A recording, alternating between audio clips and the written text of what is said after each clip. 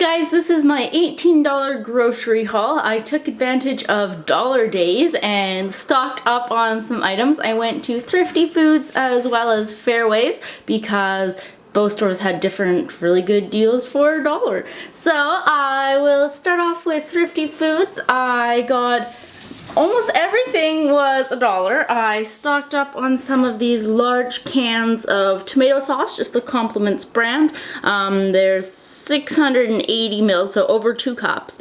And they're each $1. And then they had all of their beans on for $1, so I got black bean, white kidney bean, and then also a 6-bean blend. I'm gonna be making some chili, hence the tomato sauce and the beans.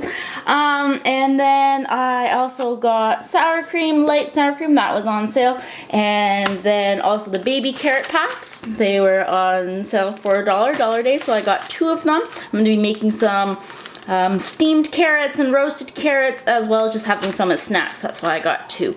And then also they had the big bag of potatoes, not for $1, but it was still a good price. It was $2.99, and it's 10 pounds of potatoes, so that's a lot of potatoes.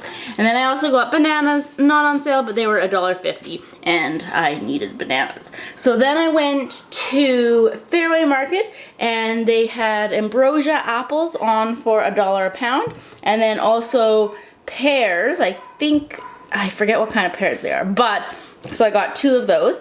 And then they had Brussels sprouts on for sale as well, and a cucumber was $1.